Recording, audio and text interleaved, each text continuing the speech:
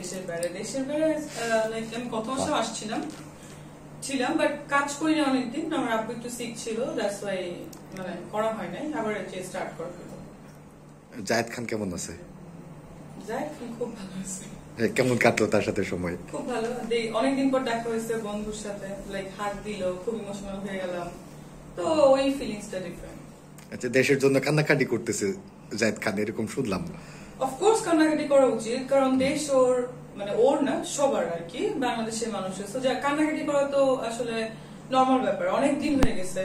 It's like it's been a long maybe 8 months almost. So অবশ্যই খারাপ লাগে, কারণ আমি 3 মাস দেশে ছিলাম না, দেশের সিচুয়েশন একটু খারাপ থাকার কারণে। বাট আমি যখন আসছি, আমার জাস্ট এয়ারপোর্টে নামার পরে আমার যে ফিলিংসটা ছিল ওটা পুরোটাই ডিফারেন্ট।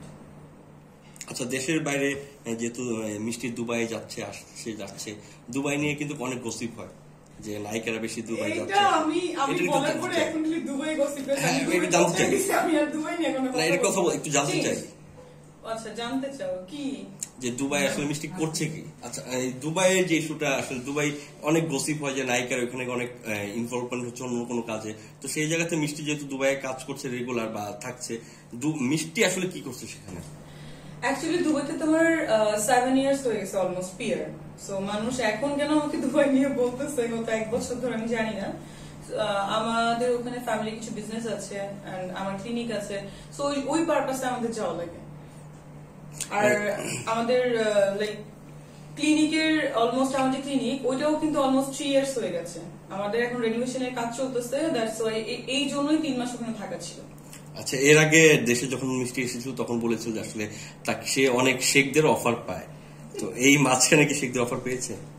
যে দেশে যে সে দেশে তো অফার পাওয়া উচিত, তাই না? আনমেরিড পার্সন সবাই অফার দেবে, এটা তো খুব ভালো। আমাকে অফার দিলে আমি খুব এনজয় করি।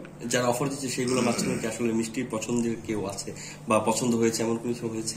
আমার সবাইকেই ভালো লাগে, কাকে পছন্দ যায় না, বাট ইটস ওকে, দেখা যাক কাকে পছন্দ হয় বা না হয়, এটা পরের কথা। এদের মধ্যে কেউ বিশেষ কিছু হবে? কাদের মধ্যে? ওই যে শেখদের যাদেরকে পছন্দ। আমি তো বলি না যে শেখদের আমার পছন্দ, আমাকে পছন্দ হইতে পারে, এটা তো ভালো। একটা আর্টিস্ট বা একটা নায়িকাকে সবাই পছন্দ করবে, এটাই তো অনেক বড় ব্যাপার। না আসলে নায়িকা বা আর্টিস্ট বা সুন্দর মেয়ে হয়ে কোনো লাভ নেই। আমি যে আমার এভরিডে অনেক অনেক প্রপোজাল আসুক, বাট একসেপ্ট করা তো ডিফারেন্ট ব্যাপার, সেটা আমার উপরে ডিপেন্ড করে। না, গুঞ্জন চলতেছে যে আপনি দুবাই কোন শেখের সঙ্গে প্রেম করছেন, খুব তাড়াতাড়ি বিয়ে করবেন। গুঞ্জন তো সাকিবকে নিয়েও ছিল, চলছে এখনো।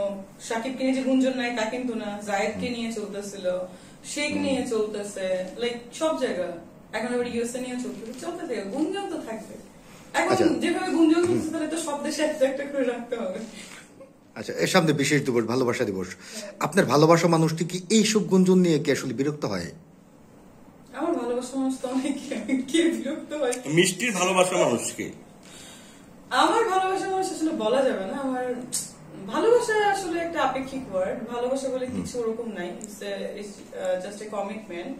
সো মানে ভালোবাসা তো আসলে সবার ক্ষেত্রে হয়। আপনারা যে ভালোবাসা জিজ্ঞাসা করছেন যে রাগ হয় কি হয় না, সো আমাকে যে ভালোবাসে বা বেসেছে বা বাসতেছে, লাইক সে তো আমাকে দেখেই ভালোবাসে, মিষ্টি জান্নাতকেই ভালোবাসে। সো আমি যে কাজগুলো করবো সে ভালোবাসবে, না বাসলে তো আসলে কিছু করার নেই। এই গসিপগুলো তার কিছু যায় আসে না?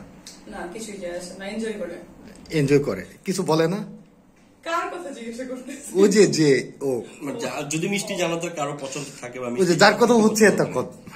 আচ্ছা, কারণ আমাকে অনেকেই পছন্দ করে, এখন ব্যাপারটা দেখা যায়। আমারও অনেকের ভালো লাগে, এই ব্যাপারে আমি কোনো কথা বলবো না, জাস্ট পার্সোনাল থিং।